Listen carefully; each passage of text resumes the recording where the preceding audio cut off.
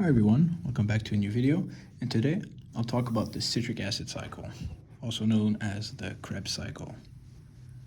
Alright, so in my channel, in the videos prior to this, we went over glycolysis and we went over pyruvate to acetyl-CoA, and now we have acetyl-CoA, which is,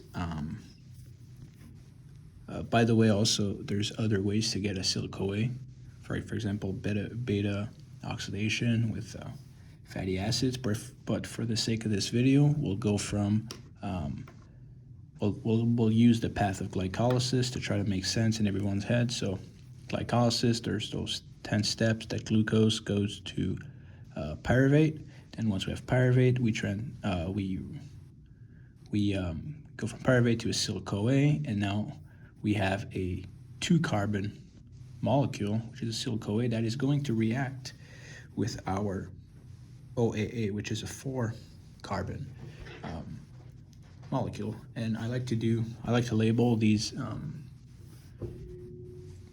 molecule or these steps with the amount of carbon, because it's all going to make sense at the end.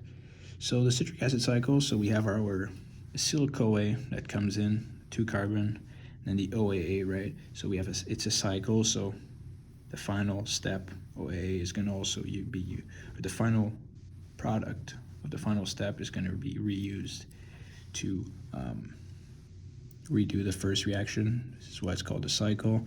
I'll show you guys the cycle version or the cycle image, which also makes more sense, but I like to do it that way also as well. So at first, we have acetyl-CoA. It's going to react with OAA with some water to give us citrate, which is now a 6-carbon molecule. And then the citrate is going to give us, or go to isocitrate, and then isocitrate to alpha Kg. And here, as we can see, we have a leaving product of CO2. So and then we go from 6-carbon to 5-carbon. So the leaving, CO2 leaving gives us a molecule that went down 1 carbon. So alpha Kg. And same step, we have succinyl-CoA, which is now 4-carbon because CO2 left. And then now that we have our 4-carbon, I know that our OAA is also 4-carbon, so there won't be any decarboxylation after this. So we go from succinyl-CoA, which is 4-carbon, to succinate, and then we go to fumarate, and then malate. And malate goes to OAA, and we go back again. So here is the kind of the cycle. So we have acetyl-CoA that comes in, then we have OAA comes in as well. Gives us citrate, which is 6, so 2-carbon, 4-carbon, which is 6-carbon, to isocitrate, to alpha Kg, to succinyl-CoA, to succinate, to fumarate, to malate, and then to OAA. So this is what the overall cycle looks like. Now, for the first reaction, we have a C to C. We have a C to C bond formation, to which the acetyl-CoA is going to attack the carbonyl carbon of the OAA to now form a 6-carbon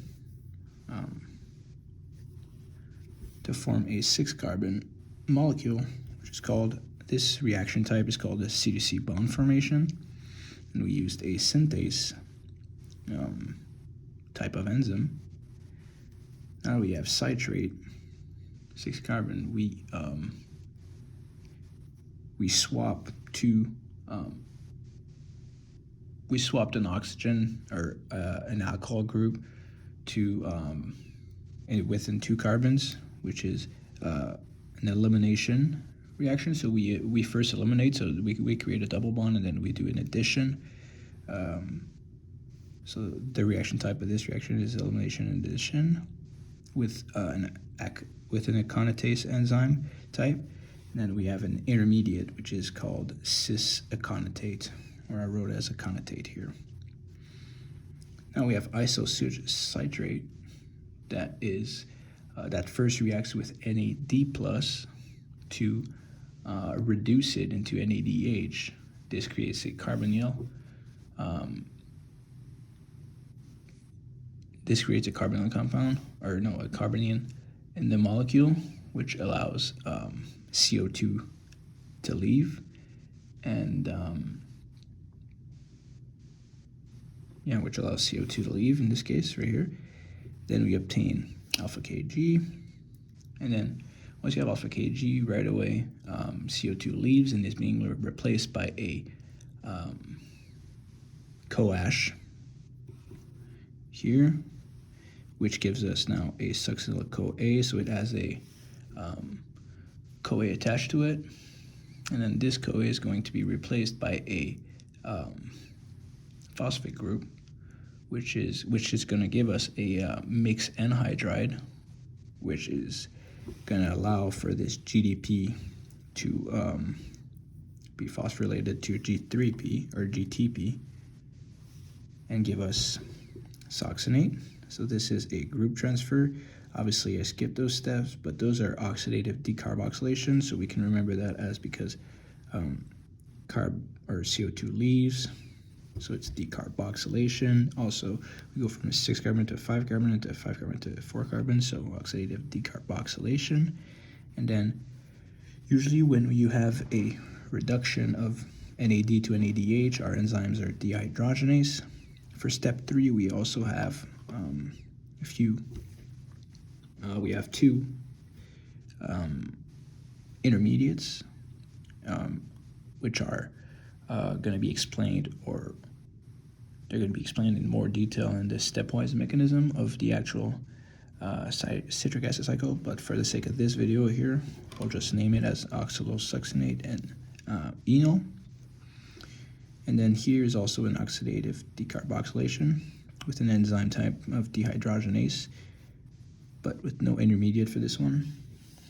And now with the succinyl-CoA, we go from a group attached to the succinyl-CoA to a phosphate, or PI, which is going to give us a mixed anhydride, as I said earlier, and which is going to be dephosphorylated by GDP to produce G3P.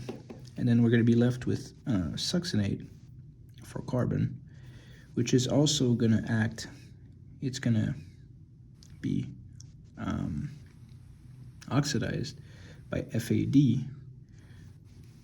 and produce FADH2. So this is going to be a reduction oxidation reaction, or redox, with the enzyme type of dehydrogenase as well. And then we're going to obtain fumarate. Fumarate is going to be treated with H2O.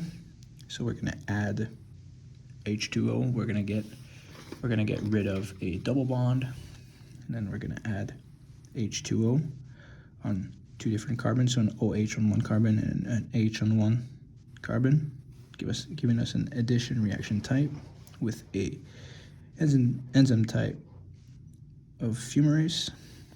And then we are left with malate that is also going to be oxidized, and then this is going to allow NAD plus to be reduced into NADH, and we're done with the citric acid cycle. We are with our final product, or our final product until it goes back around, and then redo the first step of the citric acid cycle. So this was a brief overview of the citric acid cycle. Obviously, you guys, if you're more visual about what actually happens, I suggest you go and watch the stepwise mechanism of this actual citric acid cycle. But for the sake of this video, we went more simple and then just showed the reaction and the product of every step. So hopefully this helped, and if you have any questions, just let me know.